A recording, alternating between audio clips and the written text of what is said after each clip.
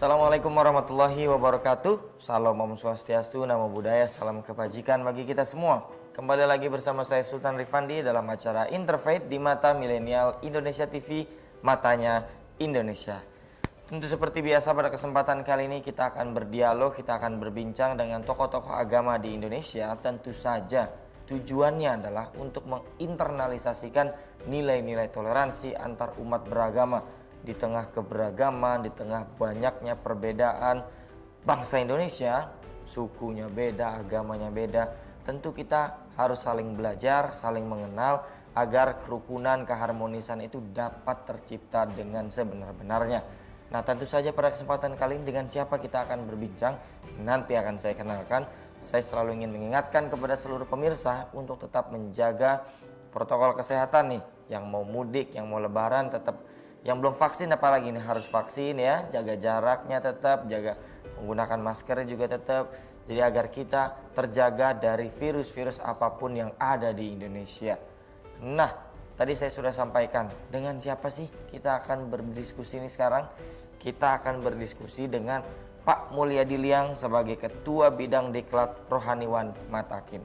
Sehat Pak Mulyadi? Sehat, terima kasih. Luar biasa sekali. Nah, dengan Pak Mulyadi kita akan berbincang seputar tema makna 8 kebajikan. Nah, ini kita harus mengenal nih maksudnya apa ya, makna 8 loh, ada 8 kebajikan dalam agama Konghucu itu seperti apa sih ya, pesan universalnya yang bukan hanya untuk umat Konghucu bisa lakukan, tapi kita yang selain dari umat Konghucu pun itu bisa melakukannya. Tapi sebelum kita masuk ke dalam temanya, seperti biasa Pak Mulyadi, tak kenal maka tak sayang nih Pak Mulyadi ya, mungkin bisa diceritakan entah aktivitasnya, latar belakangnya dan lain-lain sebagainya. Baik. Silakan Pak Mulyadi. Ya, terima kasih Pak Sultan. Selamat pagi, siang, sore, malam pada seluruh pemirsa MMI TV ya, yang luar biasa. Nama saya Wense Mulyadi Liang. Saya sebagai seorang rohaniwan Konghucu ya, di Majelis Tinggi Agama Konghucu Indonesia atau disingkat dengan Matakin. Saya juga pernah menjabat sebagai Ketua Majelis Agama Konghucu Indonesia sekitar tahun 2000-an, itu saya sudah lengser ya, artinya regenerasi begitu ya. Saya pernah menjabat juga sebagai Ketua Bidang Pendidikan di Matakin, Ketua Bidang Luar Negeri juga di Matakin, tapi saat ini saya dipercaya sebagai Ketua Bidang Pendidikan dan Pelatihan Rohaniwan Konghucu ya, yang tupoksinya adalah menyelenggarakan pendidikan dan pelatihan kepada calon rohaniwan Konghucu maupun untuk meningkatkan kompetensi dari para rohaniwan yang sudah ada, seperti itu. Ya. Kalau latar belakang yang lainnya Pak Mulyadi, apakah sebagai apa Pak Mulyadi kesehariannya? Ya. Sehari-hari saya sebagai pendidik ya, sebagai guru, ya guru di sekolah yang saya kelola sendiri ya. Di sana ada TK dan SD, namanya SD Bright Kidi ya, seperti itu di daerah Depok. Ya. Jadi memang latar belakang pendidikannya juga ada ya Pak Mulyadi. Ya, selain itu saya juga mengajar di beberapa universitas, mengajar mata kuliah agama Konghucu, antara lain di Universitas Indonesia Depok. Oke, ini jadi kuliah gratis nih dari Pak Mulyadi ya. Baik. Nah, Pak Mulyadi, kita akan bercerita tentang makna 8 kebajikan. Baik. Mengapa sih 8? Maksudnya apa 8 kebajikan dan lain-lain sebagainya. Baik. Kita akan bahas di segmen berikutnya. Jadi tetap saksikan, jangan kemana-mana, hanya di Interfaith di Mata Milenial Indonesia TV, Matanya Indonesia.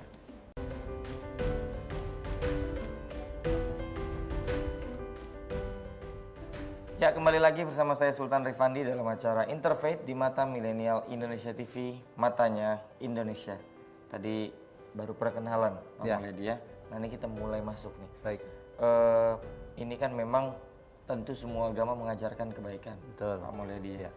Agama Islam, agama Konghucu dan segala macam itu pasti ada konsep kebaikan, kebajikan dan lain-lain sebagainya. Ya. Nah, dalam Konghucu ini kan ada istilah 8 kebajikan. Betul. Ya Pak Mulyadi ya. Mungkin kita akan bahas satu persatu, nggak apa-apa Pak Mulyadi. Tapi makna atau kenapa bisa 8 atau makna secara umum 8 kebajikan ini apa sih Pak Mulyadi? Silakan. Baik Pak Sultan, saya akan mulai dulu dari kata kebajikan ya. Dan ini kan etimologi ya, itu terjemahan di dalam bahasa Indonesia. Sebetulnya kata aslinya adalah te ya. Nah, ini tulisan aslinya saya tunjukkan supaya pemirsa juga paham ya. Tulisan seperti ini kita bacanya te diterjemahkan kebajikan dalam bahasa Indonesia.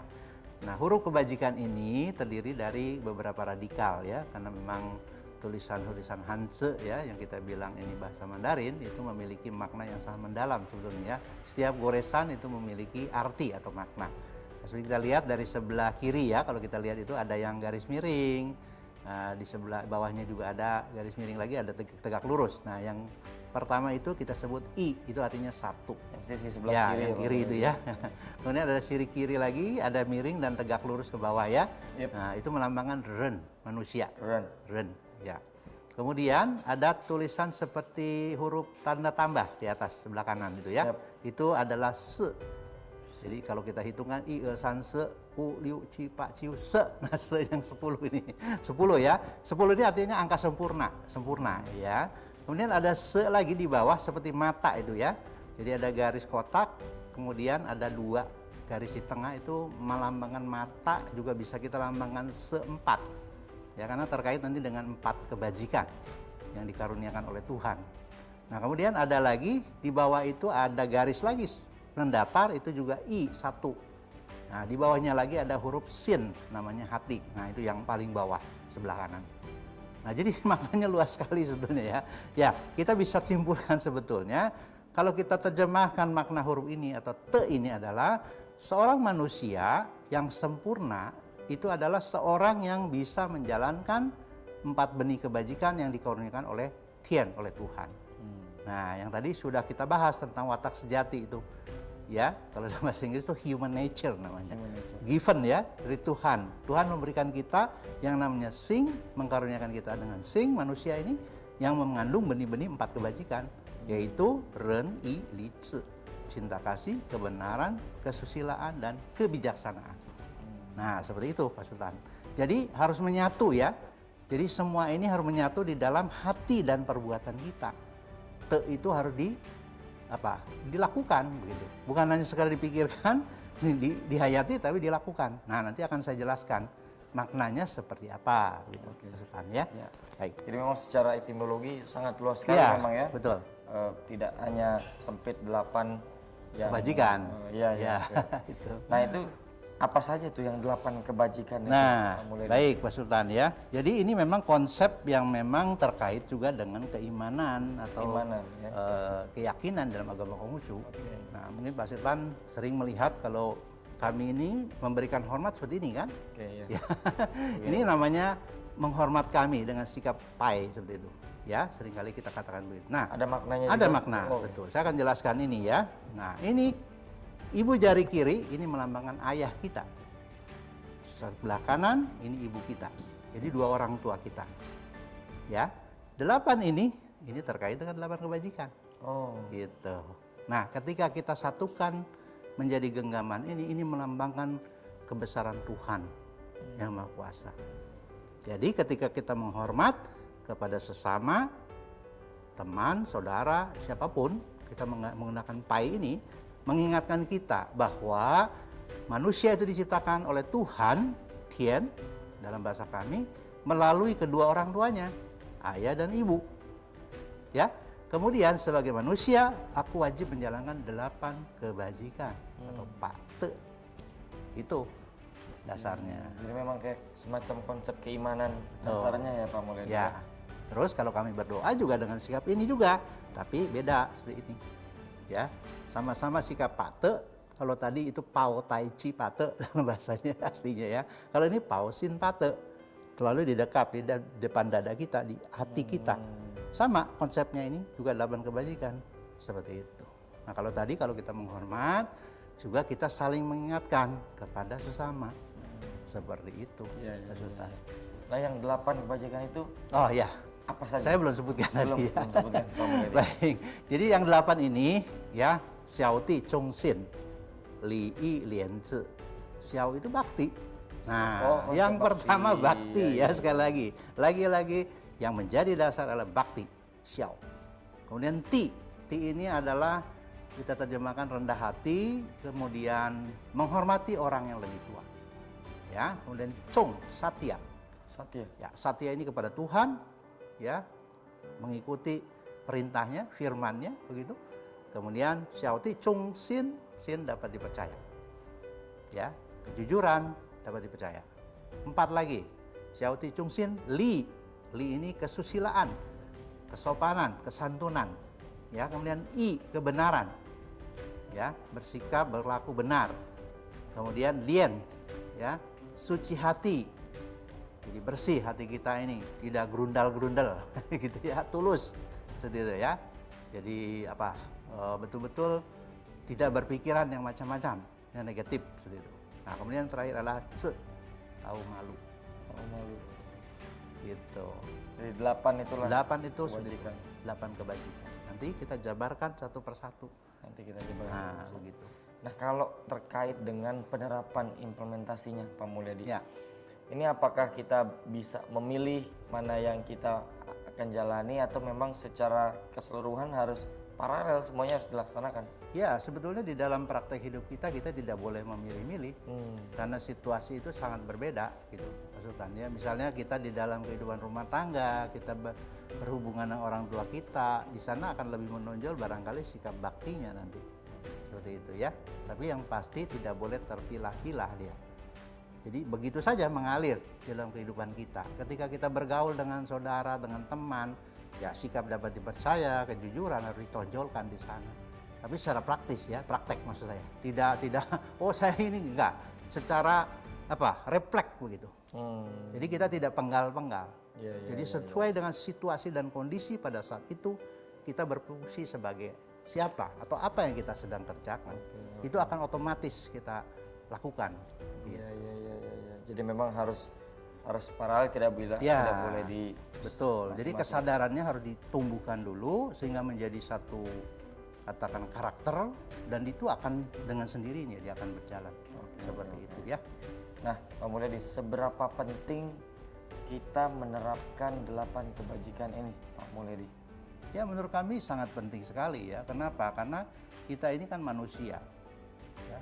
Kalau kita bicara kemanusiaan yang kita sebut dengan Ren di dalam agama Konghucu ya, pastinya sama.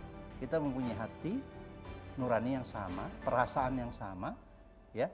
Maka 8 kebajikan ini menurut kami adalah sesuatu yang universal karena dia berhubungan dengan hati manusia ya.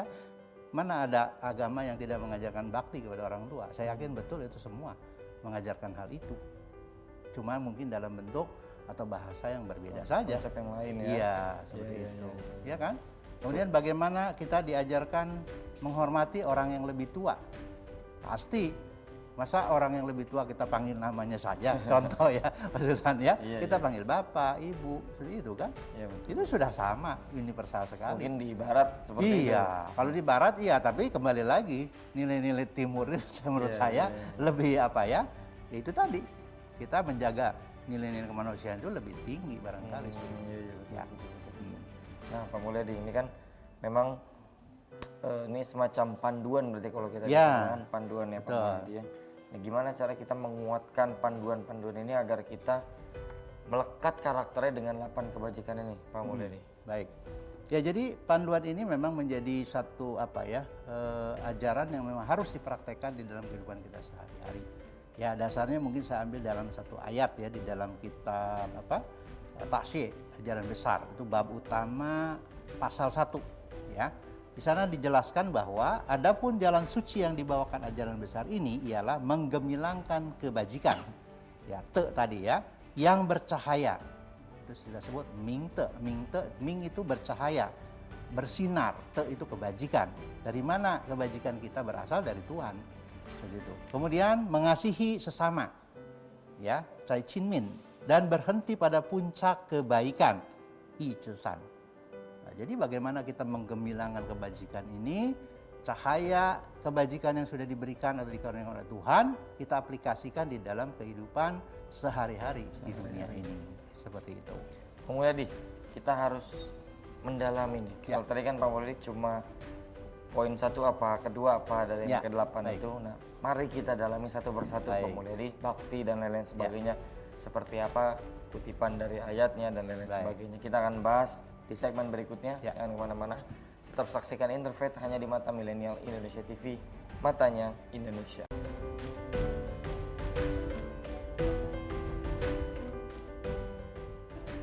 Yap, kembali lagi bersama saya Sultan Rifandi dalam acara Interfaith di Mata Milenial Indonesia TV, Matanya Indonesia. Pemulyadi, dari 8 kebajikan itu, mari satu persatu kita kupas. Baik. Untuk pemahaman yang komprehensif. Dari mana? Dari pertama? Ya, dari pertama. Oke. Pak Sultan ya. Jadi pertama adalah xiao, berbakti. Xiao. Nah, ini sudah tadi sepintas sudah saya jelaskan ya. Berbakti ini adalah diawali dari hubungan antara orang tua dengan anak. Ya, dalam hal ini posisi anak berbakti kepada orang tua. Bagaimana dia menghormati orang tuanya, menghargai orang tuanya, sampai kepada perhatian kepada orang tuanya. Ini penting sekali. Ya, kenapa? Karena memang kita ada di dunia ini karena ada orang tua kita, ayah dan ibu kita. Dan jangan lupa, ibu kita sudah mengandung sekian bulan, 9 bulan paling tidak kita ada di dalam perutnya. Itu adalah pengorbanan yang luar biasa dari seorang ibu ya. Sampai kita dilahirkan, dia juga harus bertaruh nyawa. Seperti itu, pengorbanan seorang ibu. Sementara ayah juga menafkahi kita, keluarga dan sebagainya. Itu juga perjuangan yang juga luar biasa. Jadi anak-anak ini harus dibangkitkan kesadarannya bahwa bakti itu sangat penting. Kita tidak boleh melupakan orang tua kita. Sekarang ini banyak sekali fenomena Betul. anak yang berani Ya. sekali sama orang tua. Bahkan membunuh orang tua. Bahkan Nah, ini kan luar biasa. Ya, ada peribahasa mengatakan harimau yang seganas itu saja tidak pernah memakan orang tuanya. Kan seperti itu. Tapi manusia kalau sudah berbuat itu kan melebihi Dari katakan binatang. dari binatang buas itu. Ya. Nah, ini kan luar biasa. Maka ya itu kita harus ingatkan kembali konsep bakti ini ya kepada anak-anak kita seperti itu ya.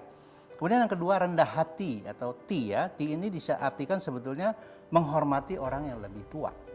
Nah, prinsip senioritas ini betul-betul sangat diterapkan di dalam agama Konghucu ya. Maka anak-anak ini tidak boleh berlaku tidak sopan kepada orang tua. Memanggil orang tua itu yang lebih tua, yang pasti harus juga ada bahasa. Ya, dalam bahasa kami kan ada, kalau memanggil kakak yang lebih tua, laki-laki misalnya koko. Nah, kalau bahasa Mandarinnya keke. Kepada yang lebih tua perempuan cici, cie misalnya. Dan ada itu Pak Sultan istilah-istilahnya ya. Nanti kalau dari garis keturunan ibu, misalnya adiknya ibu laki-laki panggilnya apa, adik laki-laki dari ayah panggilnya apa, ada semua itu. Jadi tidak hanya panggil om, tante, tidak. Dalam bahasa kami itu ada urutannya. Jadi kita udah tahu Pak Sultan, kalau kita panggil ini, oh ini dari keturunan, garis keturunan kakak, apa ayah, ibu, sudah tahu. Nah, tapi anak-anak sekarang sudah luntur ini. Kenapa? Tidak diajarkan oleh orang tuanya. Itu sebetulnya salah satu yang kita namakan li nanti kaitannya, sopan santun. Gitu. Memanggil seorang itu ya harus ada bahasanya ya, bapak, ibu, karena bahasa Indonesia kan begitu, kakak, kan gitu, adik. Nah ini, kebiasaan ini, tidak boleh panggil nama. Ya, kalau budaya barat lain ya, orang tua aja dipanggil nama ya, itu versi mereka gitu ya, tidak masalah. Kita tentu berbeda, orang-orang timur ini. rendah hati ya. Betul, itu menunjukkan sikap rendah hati, ya kan. Kemudian Chong Satya. Nah, Satya di sini adalah kesetiaan boleh dikatakan ya. Kita boleh katakan ini juga satya kepada sesama, satya kepada apa yang diperintahkan oleh Tuhan ya, melalui ajaran-ajaran para nabi. Nah, kalau kita bicara kesetiaan kepada sesama ini kan kita memegang prinsip begitu. Ya, misalnya loyalitas katakan begitu. Ya. Ini bisa dikembangkan. Loyalitas terhadap perusahaan kalau kita memang bekerja, ya, loyalitas kepada negara, bangsa ini kita butuhkan juga kan? Ya kan? Nah, ini kan diperluas nanti. Jadi setia itu harus juga kita wujudkan dalam kehidupan. Jadi mungkin supaya tidak ada pengkhianatan. Ya, betul gitu sekali. ya, Pak Kalau Mulyadi. tidak ini bahaya. Nah, nanti dalam tokoh-tokoh sejarah Konghucu itu ada orang-orang. peristiwa-peristiwanya Iya, ya, Pak peristiwa Mulyadi. itu ada sejarahnya. Contoh saya ambil satu saja ya, Iya, Pak yang namanya Kuan Kong. Itu seorang jenderal yang betul setia dan memegang prinsip kebenaran. Dia tidak mudah dikelabui, tidak mudah dibelokkan prinsipnya. Nah, itu salah satu. Bahkan dia bisa mati terbunuh, dipenggal kepalanya itu karena kesetiaannya. Luar biasa itu. Kisah ini menarik. Tidak berkhianat. Tidak berkhianat. Ya kan? Nah, itu menarik Pak Sultan. Kalau kita membaca cerita klasik ya, sejarah Tiongkok itu banyak kisah-kisah yang terkait dengan ajaran ini sebetulnya. Ya. Kemudian dapat dipercaya, Sin. ya kita memegang teguh kepercayaan. Misalnya kalau kita sudah berjanji sama seseorang ya kita harus tepati. Tidak boleh kita melanggar janji. Begitu ya. Nah, kalaupun kita misalnya berhalangan atau mungkin ada suatu hal yang lain, ya minimal memberi kabar, memberikan alasan. Itu kan untuk menjaga kepercayaan orang. Ya, apalagi dalam berbisnis, berusaha. Nah, ini penting sekali. Iya. Contoh. Artinya dalam segala sektor penting ini. Betul, karena diterapkan. Bagaimana kita bisa berbisnis dengan orang lain sementara kita tidak bisa dipercaya. Misalnya kita janji, oke, nanti saya lunasi katakanlah tanggungan jawab kita ya, hutang kita pada tanggal sekian. Tapi sampai waktunya kita tidak tepati tanpa berita misalnya ya. Nah itu kan menunjukkan bahwa kita tidak bisa dipercaya. Lain kali orang tidak akan memberikan pinjaman kepada kita barangkali. Ini diterapkan. Jadi hidup ini harus dapat dipercaya. Sin ini kan berarti hati juga. Dari hati sebetulnya. Nah itu keempat ya. Kelima sekarang, kesusilaan, li. Ini menyangkut kesopanan, kesantunan dalam berbicara, berperilaku. Ini betul ditunjukkan. Kesopanan. Dari cara menghormat saja sebetulnya orang-orang zaman dahulu ya di Tiongkok sana itu punya cara menghormat yang luar biasa. Apa saja tuh? Nah, saya ambil contoh tadi. Ya, kita itu menghormat dengan pai. Ini salah satunya. Mengangkat tangan, bukan bersalaman. Ya, kalau kami ini seperti ini. Dan ada untungnya ketika pandemi kami tidak usah bersentuhan nih. Kami di pesta cukup mengangkat tangan begini sudah selesai ya. Jadi bisa pengantin di panggung kita udah selesai, itu udah menghormat. Nah, penghormat yang tertinggi biasanya dengan membungkukkan badan.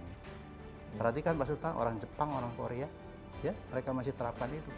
Sampai bungkuk sekali. Semakin dia bungkuk itu menunjukkan kerendah hatiannya. Gitu. Ya. Karena saya pernah juga berbisnis dengan orang-orang Korea, itu mereka tunjukkan betul, ya begitu hormatnya antara yang muda kepada yang tua. Nah, lalu saya pernah juga ke Korea, diajak ke satu perkampungan, dipertemukan dengan salah satu tokoh ya, boleh dikatakan tokoh Konghucu Korea, waktu itu generasi ke-13, orangnya sudah berusia 70 tahunan. Guide-nya kasih tahu saya. Nanti Pak Mulyadi kalau ketemu beliau, karena beliau duduknya di lantai ya, rumah panggung kalau kita sini ya. Rumah tradisional Korea itu panggung ternyata. Dia duduk di situ, kita harus tidak boleh berjalan, buka sendal dan kita berlutut, Pak Sultan. Ya, seperti orang Jawa, mohon maaf ya. Iya. Seperti itu loh, sungkem begitu. Sungkem. Ya, itu cara penghormatan kita. Nah, kita jadi diberitahu. Nah, inilah sebetulnya merupakan li atau tata cara kesopanan di dalam ajaran Konghucu. Karena beliau memang seorang tokoh Konghucu. Dan begitu pula di Indonesia kita punya akar budaya yang juga luar biasa. Kearifan lokal, ini sama sebetulnya kan. Coba kita perhatikan kearifan lokal di Jawa terutama, Sunda pun ada saya yakin. Betul. Kan nggak sembarangan. Itu menunjukkan li ya, kesopanan. Kesopanan. Gitu. Ya, kesusilaan kalau kami menerjemahkan. Kemudian i, kebenaran. Yang kelima berarti ini. Keenam ya. Ya, tadi yang kelima kesusilaan, li, kemudian i, kebenaran. Kebenaran. Ya, kita harus memegang teguh prinsip kebenaran. Bertindak, berlaku benar, apapun resikonya. Ya, bahkan dalam kitab Mengce itu dijelaskan ya, aku lebih baik mati untuk membela kebenaran. Ini luar biasa ya. Cuma ayat ini saya tidak berani katakan seperti yang itu ya. Saya nggak berani ya, tapi disitulah sebetulnya menunjukkan bahwa prinsip yang tadi saya ceritakan, seorang tokoh yang bernama Quan Kong tadi itu memegang teguh kebenaran. Apalagi sekarang benar dan salah itu sekarang abu-abu sekali, relatif kan. Kadang-kadang yang benar jadi salah, yang salah bisa jadi benar. Nah ini kan tidak boleh. Ya. Bagaimana kita ini di Pak Mulyadi ini? Nah itu tadi seorang hakim dia bertanggung jawab kepada Tuhan. Kan disumpah semua juga, pejabat pun disumpah. Kalau dia tidak bangun teguh kebenaran, bagaimana? Ini prinsip ini sangat luar biasa. Prinsip kebenaran bukan hanya bagi rakyat tapi juga ya bagi juga semua kebijakan. Coba kalau semua bertindak benar, saya yakin tidak akan jadi permasalahan.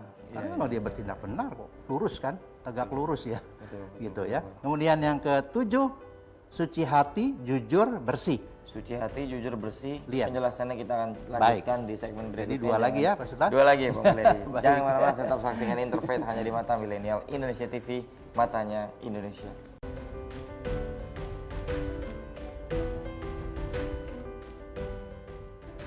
Yap, kembali lagi bersama saya Sultan Rifandi dalam acara Interfaith di Mata Milenial Indonesia TV, matanya Indonesia. Mulai di terakhir tadi.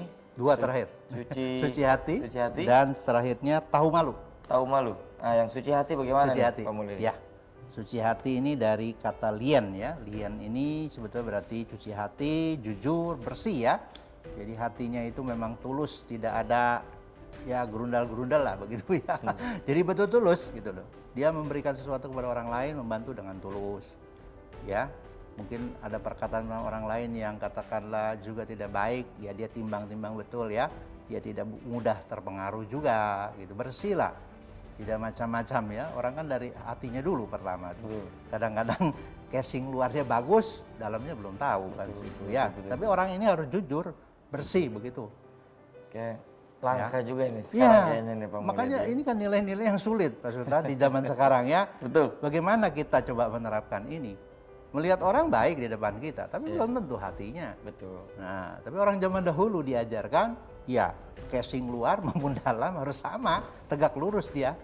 Gitu. Gak boleh beda-beda. Tidak boleh. Apa yang ada di hati ya keluar di luar. Apa yang di luar nampak di hati kita. Bagaimana sudah itu? Kan gitu ya.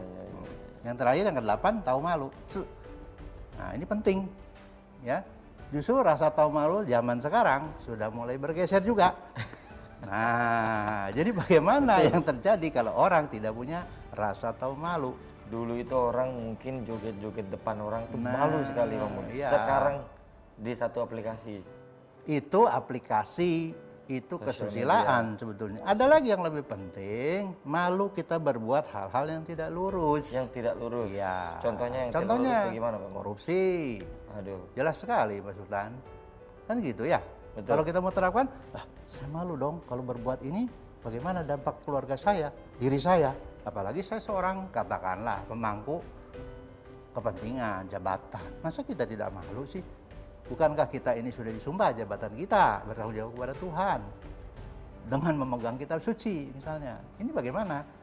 Satu bertanggung jawab kepada Tuhan, juga bertanggung jawab kepada sesama. Dan dampaknya akan luar biasa kepada diri kita dan keluarga kita. Itu yang kita katakan rasa tahu malu penting artinya. Tanggung jawab moral. Betul.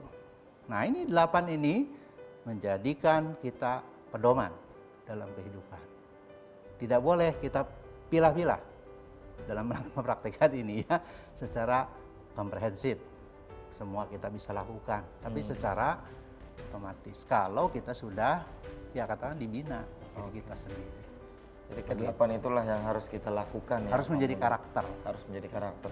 Nah, untuk membangun karakter ke-8 itu tuh apakah bisa kita dapatkan dengan waktu yang singkat Pak Mulyadi? Apakah memang ya sebetulnya ketika memang muda mungkin step yang keberapa baru nanti setelah pernikahan atau bagaimana konsepnya Pak sebetulnya harus dimulai dari kecil Pak Sultan ya, dari anak-anak ini. Dan pengajaran ini secara praktis di dalam praktek hidup dalam keluarga. Tidak bisa kita pilah-pilah kapan kamu belajar ini, kapan kamu belajar yang itu. Tidak. Jadi secara terus-menerus dan tidak boleh terputus. Prinsipnya seperti itu. Ya, jadi bagaimana kita bisa mengkarakterkan di dalam diri kita 8 kebajikan ini harus dilakukan secara simultan. Dari sejak kita kecil sampai terus menerus sehingga itu akan membentuk. Biasanya kan ada yang namanya golden age ya. Usia antara 0 sampai berapa tahun ya? 5 kira-kira itu kan.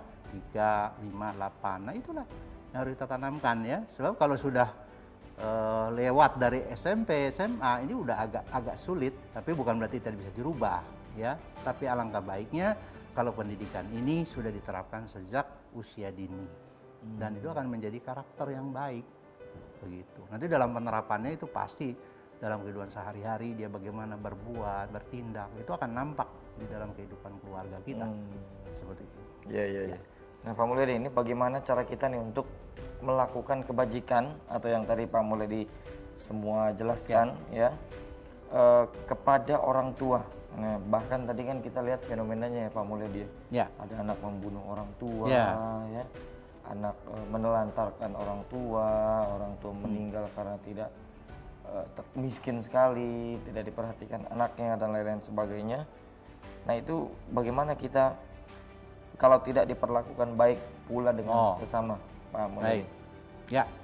Jadi bagaimana kalau ada orang yang tidak memperlakukan kita baik ya, padahal kita sudah berbuat baik seperti itu. Nah, ini saya juga mengambil satu sabdanya Konghucu ya, kata-katanya Konghucu ini.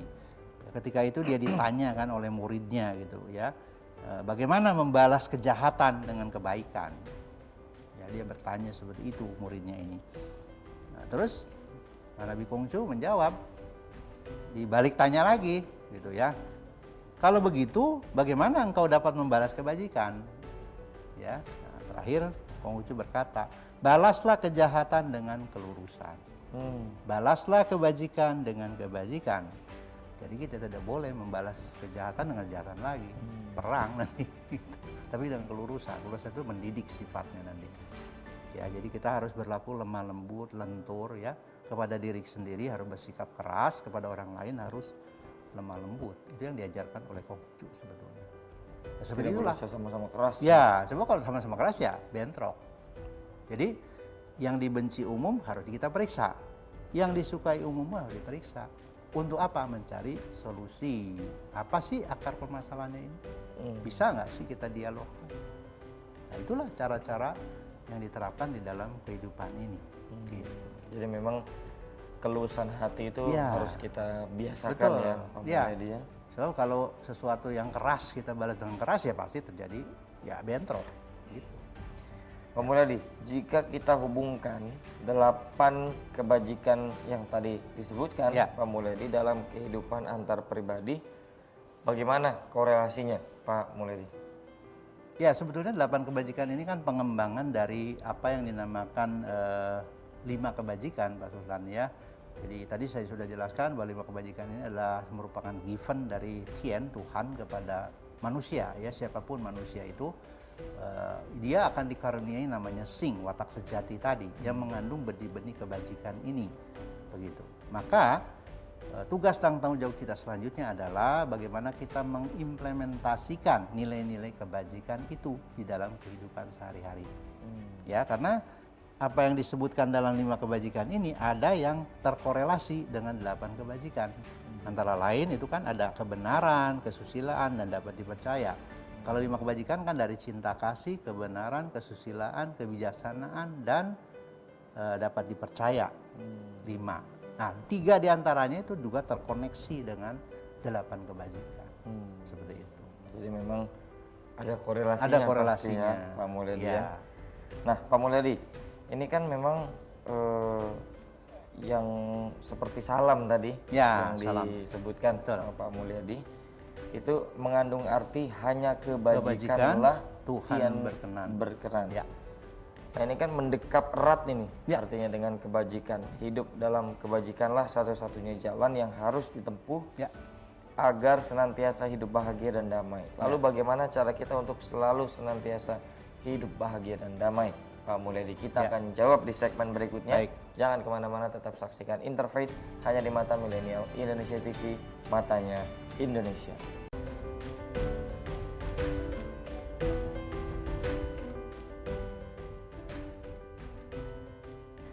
Ya, kembali lagi bersama saya Sultan Rifandi dalam acara Interfaith di Mata Milenial Indonesia TV, matanya Indonesia. Pak Mulyadi, ini udah segmen terakhir ternyata nih Pak Mulyadi. Ya, terasa ya. Tapi tadi saya sampaikan sebelum break tadi ya Pak Mulyadi, bagaimana nih kita bisa hidup bahagia dan damai? Ini kan seperti salam yang di Konghucu diajarkan. Bagaimana Pak Mulyadi? Ya, sebetulnya bagaimana kita hidup dengan damai, bahagia. Kalau semua orang itu ya memahami dirinya dan juga memahami orang lain. Itu sederhana sebetulnya ya. Karena ajaran Konghucu itu pada intinya apapun yang akan kita lakukan terhadap orang lain harus dimulai dulu kita memeriksa diri kita.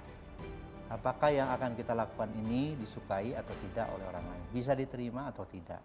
Jadi ukurannya diri kita dulu. Itu namanya empati dan simpati nanti ya, Chongsu dalam istilah kami ya. Jadi janganlah kita melakukan sesuatu yang orang lain tidak suka. Ya. Artinya kalau dia memperlakukan itu kepada diri kita tidak suka. Nah, jangan kita lakukan seperti itu. Jadi itu tahu menimbang seperti itu. Itu ya. masuk dalam yang mana tuh berarti itu? Itu bisa kita Asusila. masukkan ke dalam kesusilaan, kesetiaan, juga masuk semua itu ke 8 kebajikan tadi ya. Jadi nilai-nilai Chongsu tadi, Satya dan Tepa Salira itu masuk ke dalam tadi sebetulnya nilai-nilai 8 kebajikan. Pak Mulyadi, ini 8 kebajikan ini kalau secara sejarahnya terbentuknya 8 ini bagaimana nih kisahnya? Sebetulnya ini intisari dari tadi yang Pak Sultan saya bilang tadi, 5 kebajikan itu kan dasarnya dari given ya oleh Tian, jadi dikembangkan lagi menjadi 8 kebajikan. Aslinya adalah 4 kebajikan sebetulnya. Kalau yang dapat dipercaya itu menjadi 5 itu pada zaman dinasti Han munculnya ya, karena pengembangan dari pemikiran para ahli Konghucu pada saat itu. Jadi ada 5. Kalau dalam kitab Mengse itu 4 sebetulnya. Hanya 4. Jadi hanya cinta kasih, kebenaran, susilaan, kebijaksanaan. Lalu ditambahkan oleh seorang tokoh yang namanya Tong Chongsu yang hidup pada zaman dinasti Han waktu itu. Jadi 5 kebajikan, kita kenal Wuchang. Nah, dikembangkan lagi menjadi 8 kebajikan. Seperti itu.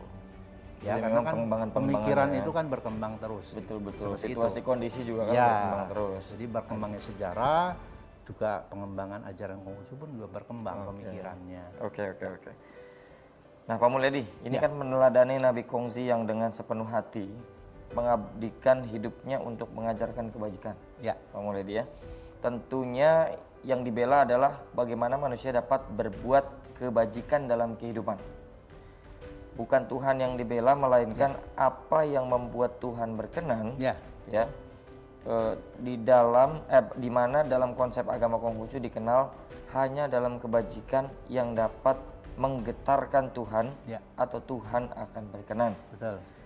Nah, ini sikap dan perbuatan seperti apa yang dapat Tuhan berkenan? Ya. Pak Mulyadi. Jadi Pak Sultan, dalam pemahaman agama Konghucu, kita tidak perlu membela Tuhan sebetulnya. Karena Tuhan itu sendiri kan udah maha sempurna, maha kasih, maha segalanya gitu. Justru kita harus mengembangkan nilai-nilai yang memang sudah diberikan oleh Tuhan tadi, oleh Tian. Kami mengistilahkan itu kan sing, watak sejati kami ini yang punya nilai-nilai kebajikan tadi ya harus diaplikasikan dalam kehidupan ini. Begitu sebetulnya ya. Kemudian ini menjadi sangat penting ya, dalam salam agama Konghucu jelas ya bahwa hanya kebajikan yang berkenan kepada Tuhan atau menggetarkan Tuhan. Tidak ada cara lain ya. Karena kesombongan itu akan mengundang rugi, kerendahan hati itu akan mendatangkan berkah. Prinsipnya demikian. Bagaimana kita berbuat kebajikan? Ya tadi ikuti saja. Yang namanya 8 kebajikan kita implementasikan dalam kehidupan sehari-hari, maka kita akan hidup di dalam Tao, jalan suci. Ya, nah, Tuhan akan berkenan dan pasti berkah Tuhan itu akan kita dapatkan. Menghampiri. Begitu. Ya. Nah, menegakkan kebajikan ini kan berarti menegakkan nilai kemanusiaan juga. Ya, Pak Mulyadi, betul. ya. Tanpa menghakimi sesama ya, tanpa menghujat sesama ciptaan yang semuanya sama di hadapan Tuhan. Lalu bagaimana cara kita menegakkan kebajikan kalau kita korelasikan pada nilai-nilai kemanusiaan, Pak Mulyadi? Ya, jadi bagaimana kita menegakkan nilai-nilai kebajikan ini? Kita ini kan manusia ya, bergaul dengan manusia, sesama manusia. Karena Konghucu pernah juga disindir ya waktu dia mengadakan perjalanan bersama murid-muridnya di satu tempat. Muridnya ini disuruh bertanya tempat menyeberangan yang paling dekat tuh di mana begitu ya. Nah, muridnya turun dari kereta kuda bertanya kepada salah seorang tua di sana. Ternyata orang tua ini memang hidupnya sudah menyendiri begitu, bertapa lah kata gitu ya, menyingkiri dunia. Betul. Masyarakat memang pada saat itu kacau balau gitu. Dan orang ini menyindir sebetulnya. Dia bertanya kepada muridnya ini, Nabi Konghucu ini, dia tanya, siapa itu yang di dalam kereta kuda tadi, karena dia tidak lihat kan, agak jauh gitu. Sang murid berkata, menjawab ya, itulah guru kami, namanya Kongqiu. Kongqiu itu untuk sebutan dari Konghucu ya, gitu. Nah, orang ini bilang, oh Kongqiu, untuk apa kamu mengikuti beliau katanya ya? Dunia ini kan sudah kacau balau, lebih baik kamu menyingkir saja dari masyarakat yang kacau balau, seperti aku.